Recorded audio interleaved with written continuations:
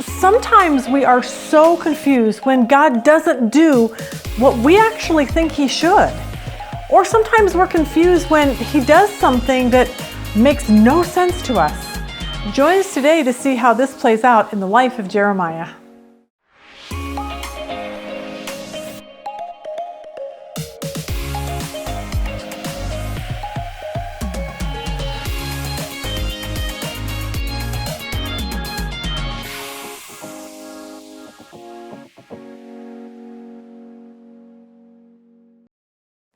All right, good morning. Welcome to our Turnaround series. We are today and next lesson, and then we're completely done with this particular series. But this is kind of the culmination of Jeremiah's life is what we're going to see today. Today is something that we see from Jeremiah that he has been preaching for 40 years. He has been telling the nation of Israel to repent, to come back to God, and they have refused. And what we're going to see today is that God is going to finally say this: enough is enough. Because Jeremiah has told them over and over again, you have backslidden, you have walked away from God, you have turned to idols, you have joined with surrounding pagan nations, and you gotta come back to God. He begged, he pleaded, he preached, he did everything he could possibly do. And the warning ended like this: if you don't, God is going to do something drastic. And for them, it would mean this: King Nebuchadnezzar of Babylon would come in and invade the land. Jeremiah would say, God's going to haul all of you Jewish people out of Israel, out of this country. He's going to burn the city down. He's going to kill so many of you. And those that are kept alive will be actually put in captivity for 70 years. That was the message that Jeremiah preached, to absolute no avail. So today we're going to pick up the story, because just like this series is about to end, so is the nation of Israel in the time of Jeremiah. Everything is going to change for them. Rob sent me a little thing, and it made me laugh because it made me think of change. Like the life in the Israelites at this particular time, the Jewish people are going to change. But this made me laugh because Rob said, this is how to tell you're an adult, okay? You gain 30 pounds overnight. I was like, yep, that's me. You'd rather sleep than go out. I'm like, yep. Everything hurts. I was like, okay. Comfort comes before style. I was laughing at that because I thought the only time I ever wear anything like dress up is to church or to Bible study or when I video. Other than that, it's t-shirts and sweats, and that's the extent of that. And I told my grandkids on vacation, Mona Lee, that's what they call me. Mona Lee wears the same thing because it's comfortable. And when I read that, I'm like, yep, I don't care about style anymore. You have your favorite spatula, okay? Everything feels like a chore, okay? College students look like they're 12 years old, and you're always annoyed. So there you go. That's how you can tell when you've moved into adulthood. All right, so that's what changes in our life. This is what's going to change in the Israelites, the nation of Israel, the Jews at the time. So let's pick it up in Jeremiah 32. This is the word that came to Jeremiah from the Lord in the 10th year of Zedekiah, king of Judah, which was the 18th year of Nebuchadnezzar. The army of the king of Babylon was then besieging Jerusalem. 10th year of Zedekiah's reign. By the 11th year, it would be over.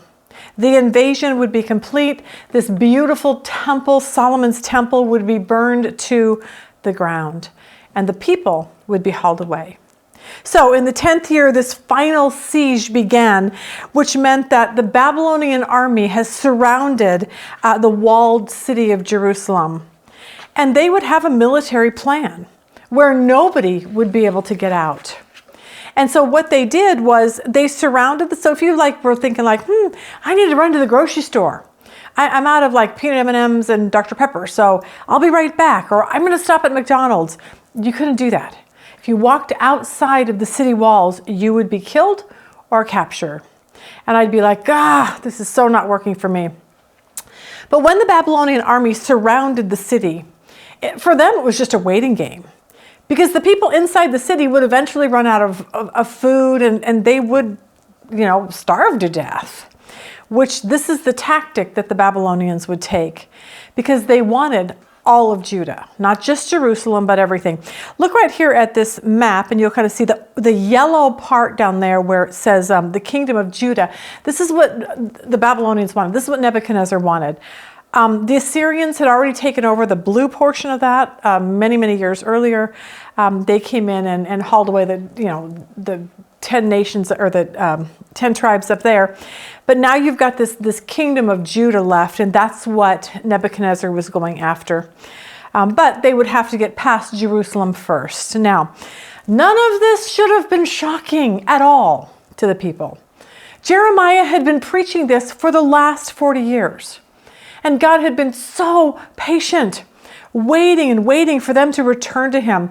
But eventually, everyone knew enough would be enough. So at this particular time, Nebuchadnezzar's army surrounded Jerusalem. Where was Jeremiah? Here's a picture of it. Like prison. Okay, Jeremiah's in prison. He's in prison in the city, surrounded by the Babylonians. Look at verse 2. The army of the king of Babylon was then besieging Jerusalem, and Jeremiah the prophet was confined in the courtyard of the guard in the royal palace of Judah. So it was like the prison right there. And so we asked, well, why in the world is he there? And the answer is for telling King Zedekiah what was going to happen. Hey everyone, you're going to lose. Hey everyone, you better surrender. Hey everyone, God is done with this. But King Zedekiah didn't want to hear that. Look at verse 3. Now Zedekiah, king of Judah, had imprisoned him there, saying, why do you prophesy as you do? You say, this is what the Lord says. I'm about to hand this city over to the king of Babylon, and he will capture it. The king is like, serious, Jeremiah? Why do you do this? We need to be positive. We need to rally the people together and tell them, we're going to win. Let's encourage the people, Jeremiah. But I bet at this point, Jeremiah's like, duh. Like, look out the window, king. Pretty sure everything I've told you over the last 40 years is coming true. Jeremiah was in prison for preaching the truth. And here's what we know about that. Sometimes the truth is a really difficult message. If you tell your Mormon family or friends, or your Jehovah's Witness family or friends that they're wrong, that's a difficult message. When you tell your Muslim friends that all roads do not lead to God, that it's through Jesus only, that is a difficult message. When you tell your atheist boss that there really is a hell, that's a very difficult message. See, if you've ever given those difficult messages to people that you love, you understand how Jeremiah felt. But Jeremiah says this to the king, verse 4. Zedekiah, king of Judah, will not escape out of the hands of the Babylonians, but will certainly be handed over to the king of Babylon, and will speak with him face to face and see him with his own eyes. He will take Zedekiah to Babylon, where he will remain until I deal with him, declares the Lord. If you fight against the Babylonians, you will not succeed. Jeremiah is saying, King Zedekiah, you're not going to win this. Stop fighting. You need to surrender. You're not going to win this battle. It's kind of like there was a lawyer, and he was representing this large railroad company because he was being sued by a farmer. Okay, and it seems what was happening is that this farmer's prize cow was missing, and he was suing the railroad for basically killing his valued cow. And so they went to court over this whole thing. But before the case was tried, the lawyer for the railroad cornered the farmer, convinced him to settle out of court for half of what he really wanted. So the farmer said fine, signed all the necessary papers, accepted the check, cashed the check. But this young lawyer for the railroad, couldn't resist gloating. He said, I couldn't have won this case. You shouldn't have settled because, you could have won it and gotten more money. He said, I had no witnesses. We knew the engineer was asleep when all of this happened. But with a smile, the old farmer said, well, I'll tell you, Mr. Young Lawyer, I was a little worried about winning the case myself, but I went ahead and accepted your offer because I walked out this morning and noticed my cow came home last night. So basically, there's just some things in life that you're never going to win, all right? And that's how it was for King Zedekiah. He's not going to win this fight against the Babylonians. But here's the great thing about God and his heart for the Israelites, that even though they would lose, even though they would be hauled away and put into captivity for 70 years, God wanted to give them hope. God wanted to remind them that he loved them. He was always there for them. He was not going to forget about them, even if they were in Babylon. And he wanted them to know that I'm going to bring you back to this land and flourish you again. But how he did this was really interesting. He used Jeremiah and a real estate deal to show this to the people. So, in the midst of a siege surrounding the city, in the midst of Babylon taking over Judah, look at verse 6. Jeremiah said, "The word of the Lord came to me. Hanamel, son of Shallum, your uncle," which was like Jeremiah's cousin, "is going to come to you and say, 'Buy my field at Anathoth, because as nearest relative, it is your right and duty to buy it.'" And Jeremiah would be like, "What? Like, why would I buy a field? Not only that, I'm in prison, okay? This land isn't going to do me any good. Besides, Anathoth, Jeremiah's hometown 3 miles away, the Babylonians had already captured it. So why would someone purchase land that had been captured by the enemy? Like, do you see what I'm saying? It makes no sense. That's what I'm saying. Sometimes God asks us to do things that make absolute no sense at all. It would be like saying, let's say Mexico invaded Arizona, all right? And their army was conquering, from the south to the north. Now, we live up in New River, which is farther up north. But let's say Mexico is already, they're on their way up to us, but they've already conquered Phoenix, all right? So let's say someone calls my cousin, let's say, and she lives in Phoenix, and she's like, "Hey, I got a deal for you. Purchase my house and property." And I'm thinking, but Mexico has already overtaken Phoenix. Like, you don't even own the property. You're like, they've just taken you over. I'd be like, are you joking? Like, that doesn't even make any sense. So this is what God has just told Jeremiah to do. Your cousin wants to sell you some land that the Babylonians have already taken over. And God tells him, I want you to purchase it. And I think Jeremiah was probably confused until this. Look at verse 8. Then, just as the Lord had said, my cousin Hanamel came to me in the courtyard of the guard and said, "Buy my field at Anathoth in the territory of Benjamin. Since it is your right to redeem it and possess it, buy it for yourself." He said this, I knew that this was the word of the Lord. That was the confirmation that Jeremiah knew, that this was really actually from God. And sometimes in life, we need that kind of confirmation. For those of you praying about something and needing confirmation, it's okay to ask God for that. We had some friends that wanted to go to Israel. They wanted to work in Israel because they used to live there. And they felt like God was calling them to do this again, but they really needed confirmation. So they prayed. And then out of the blue, someone calls, "Hey, my friend lives in Israel and they're looking for someone to work with them, and I thought of you." So that confirmed what they were praying about. But for them, they never take just one confirmation. They need two. They're like, we're not going to move unless we absolutely know this is God. And then something else happened. Someone else called about something to get them to Israel, and they knew, all right, this is where we're supposed to go. That happened one time in our ministry. Someone made a passing comment about something, I don't know, I literally don't remember what it was, but that at the time I thought it was really, really odd. But then a couple weeks later, Rob said the exact same thing. And I was like, what? Like, what that person said and what Rob said never even occurred to me. But then I had lunch with someone, and then they're like, oh yeah, I think this would be a good idea. And I'm like, what? So what happens is that that's what God does. He gives you confirmations of things that he wants you to do. But sometimes that comes over a period of time. So just know that. But that's what we see with Jeremiah. God said, do something that made absolute no sense. Buy the land your cousin wants to sell you. And just then God sent his cousin with like the same message, okay? So if you feel like God's calling you to do something like start that ministry or get that job or move or change schools or something, ask God for confirmation and then just wait and see what happens. Because even the disciples needed confirmation.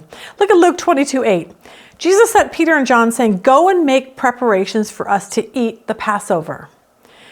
And they're like, okay, well, where do you want us to prepare for it? They asked. And Jesus replied, well, as you enter the city, a man carrying a jar of water will meet you.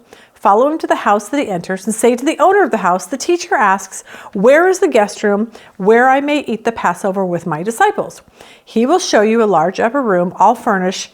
Make preparations there. They left and found this just as Jesus had told them, so they prepared the Passover. Now, the reason why I share that with you is because this is a great story, because even Jesus had to give Peter and John multiple confirmations on what to look for to ensure that they were actually doing the right thing, going in the right direction.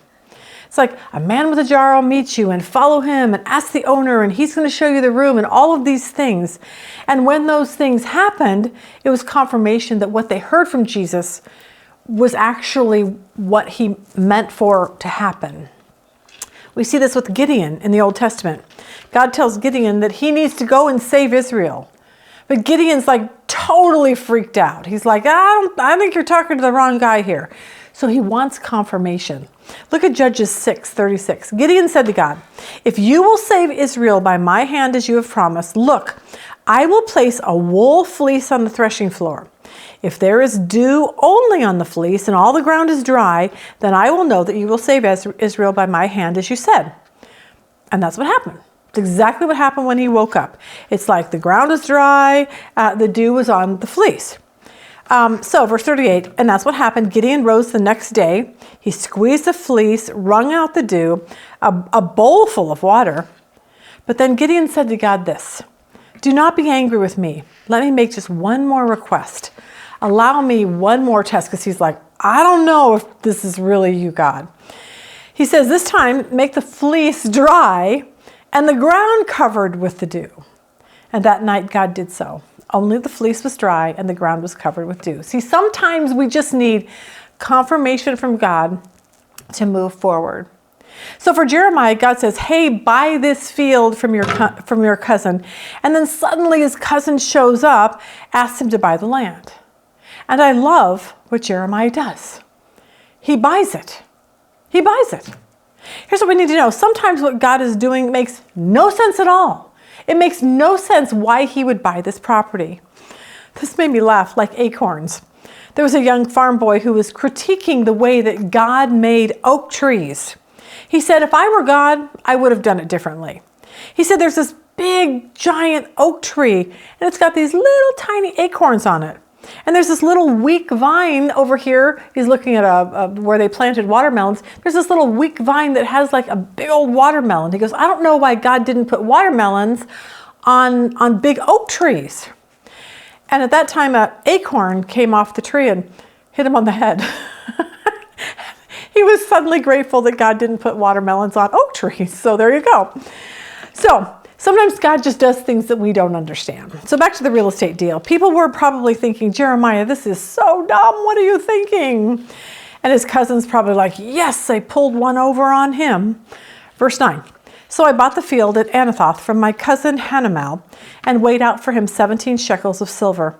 I signed and sealed the deed, had it witnessed, and weighed out the silver on the scales. I took the deed of purchase, the sealed copy containing the terms and conditions, as well as the unsealed copy, and I gave this deed to Baruch, son of Neriah, the son of Manseiah, in the presence of my cousin Hananel, and of the witnesses who had signed the deed, and all the Jews sitting in the courtyard of the guard. In their presence, I gave Baruch these instructions. This is what the Lord Almighty, the God of Israel, says. Take these documents, both the sealed and unsealed copies of the deed of purchase, put them in a clay jar so they will last a long time. Now for us, we usually put important documents in a safe, but back then they put them in clay jars. Now, we know a lot of this because in 1947, one of the greatest archaeological finds was found, all right? A young shepherd boy was throwing a rock into a cave in Israel, and literally it hit something. They didn't know what it was, and this is where they found all these clay jars filled with scrolls, preserved, because that's what clay jars do. It preserves what's inside of them, and these scrolls had been preserved for over 2,000 years. Here's a picture of one of the clay jars. 10 more caves were discovered, and what they realized, that what they had were tens of thousands of fragments belonging to over 900 scrolls.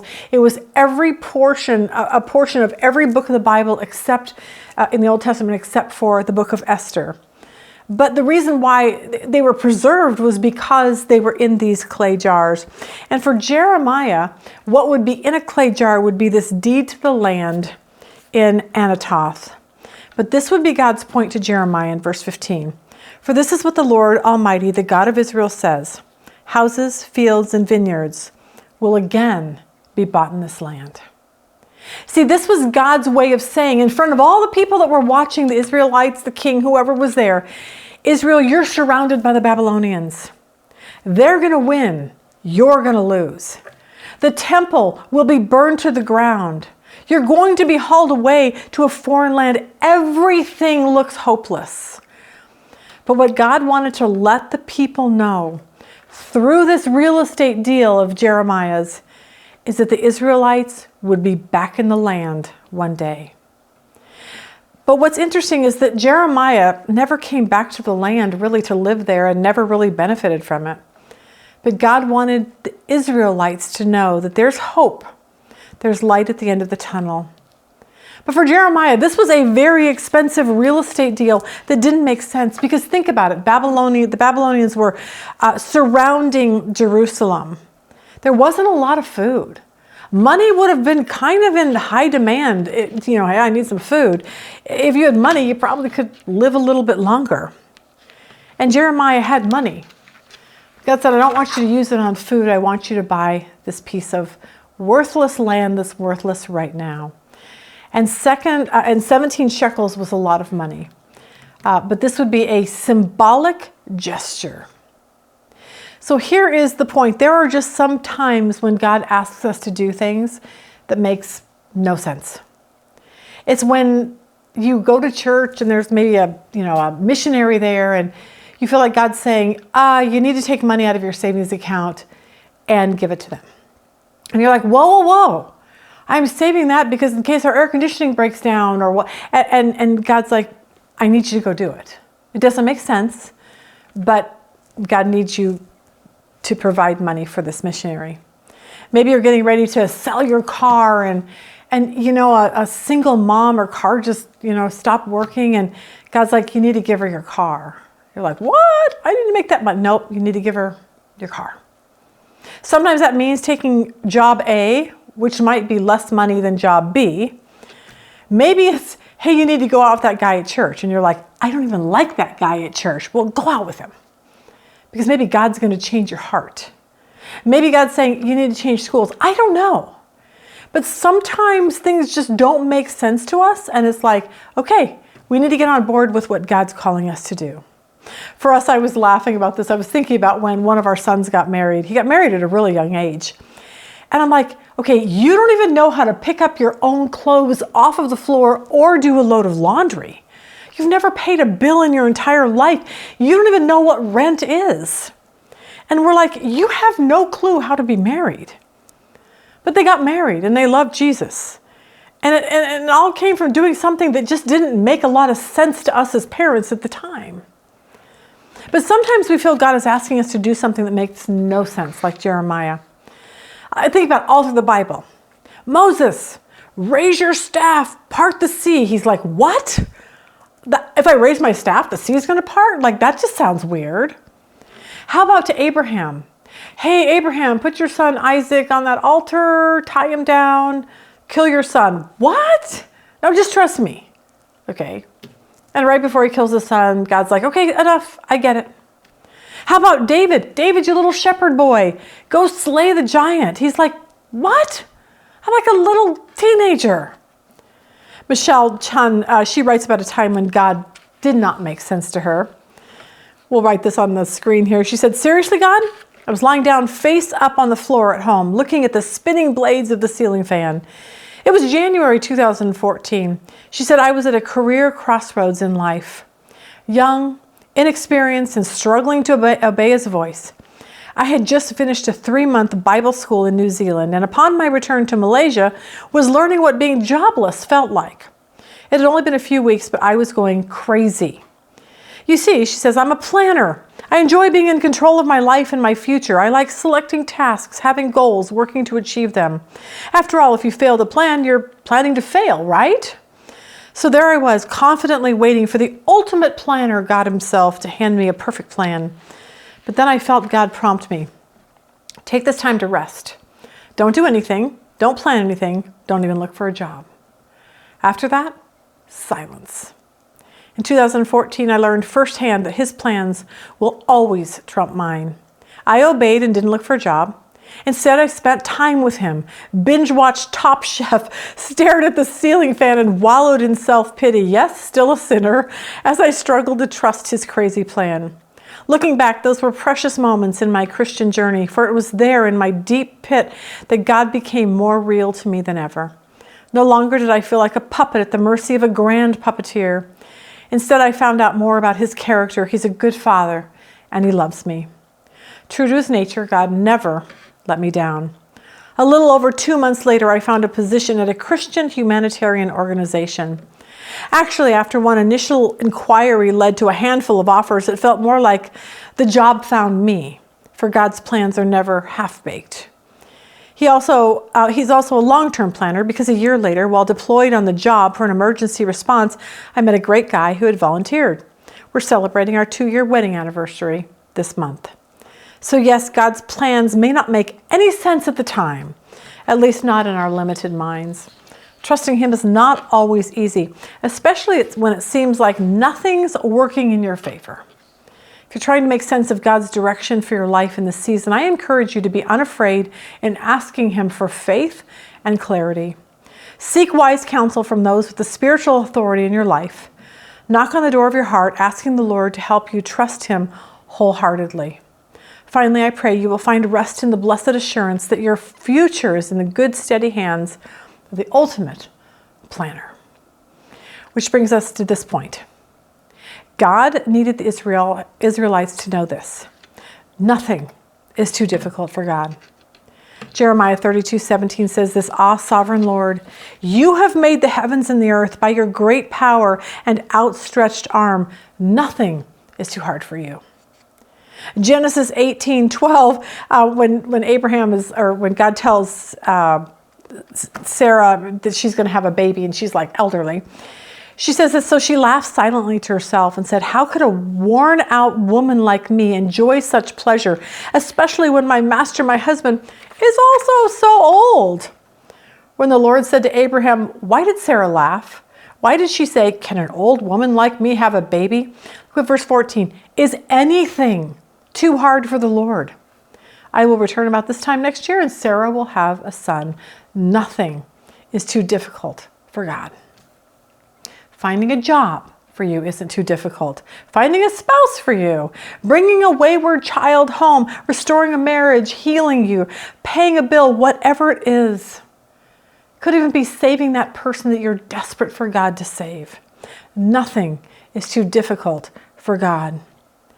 Which begs the question then, all right, if nothing is too difficult, then why is it that I keep asking for something and he doesn't do it? I ask all the time for God to save my Mormon cousins. I know he can. I don't know why he's not. So maybe this will help us get a little clarity on that. Matthew 27:1, very early in the morning, the leading priests and the elders of the people met again to lay plans for putting Jesus to death. Then they bound him, led him away, and took him to Pilate, the Roman governor. I bet this was so shocking to Mary, the mother of Jesus, to the disciples, to those who loved Jesus, that it's like, What do you mean they just led him, Jesus, like our Messiah, the one who's going to take over and start ruling and wipe out Rome? Like, this is what they thought he was going to do. And I think they were praying because I think they knew this. They'd seen Jesus heal and heal the sick and the blind and all that.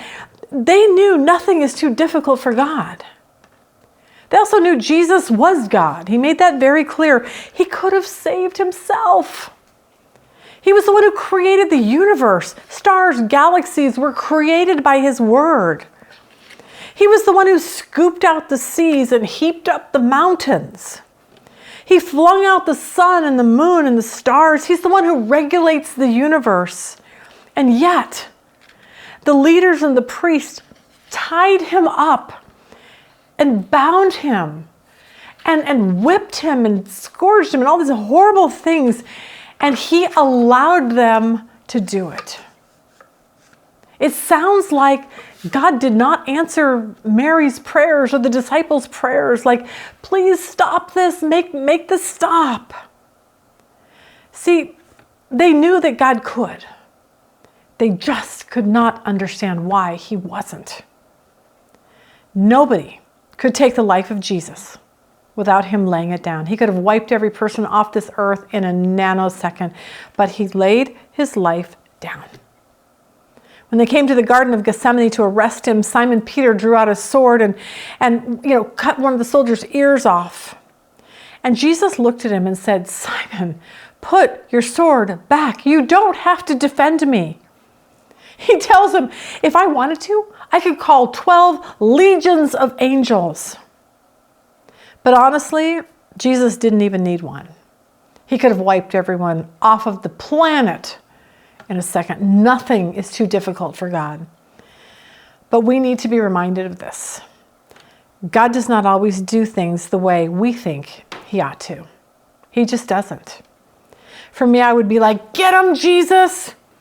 But Jesus didn't. Why? Because there was a bigger picture in play that nobody, even his disciples, could even see. Which brings me to this point, when we know without a doubt that nothing is too difficult for God, and yet we say, well, he isn't saving this person, and he isn't opening the door for a job, and he's not making my marriage better, and he's not, letting me get pregnant, okay? This is where we take our cue from Jesus. He willingly let God do with him what needed to be done. He didn't get angry and walk away from God because, his father didn't answer his prayers. Remember Mark 14:35, going a little farther, he fell to the ground and prayed that if it was possible, this hour might pass him. Abba, Father, he said, everything's possible for you. Jesus knew as he was going to the cross, he's in the Garden of Gethsemane, he's just, and blood and tears and sweat and all of these things. And yet he says, he knows nothing is too difficult for God. And he's going, God, take this cup from me. But it's this reminder of what he says next, yet not my will, but I want what you will.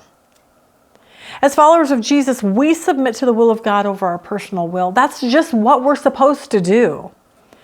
I was praying and praying and praying for something one day, and a girl called me, and she knew what I'd been praying for, and she said, well, doesn't look like God's answering your prayers.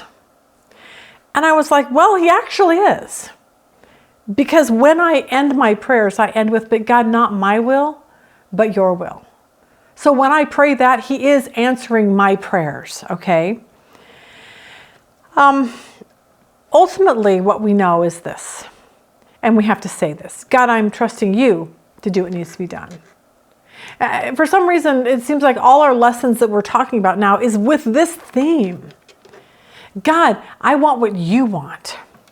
So when I don't get what I want, I've learned to trust God that he's doing something I don't understand, just like Jeremiah has to do now. I don't understand why you want me to buy a piece of property right now, God, but he did it anyway.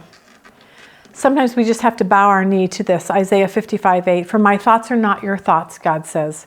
Neither are your ways my ways, declares the Lord. As the heavens are higher than the earth, so are my ways higher than your ways, and my thoughts than your thoughts. And that's what Jeremiah is going to have to do. Trust that God knew what he was doing.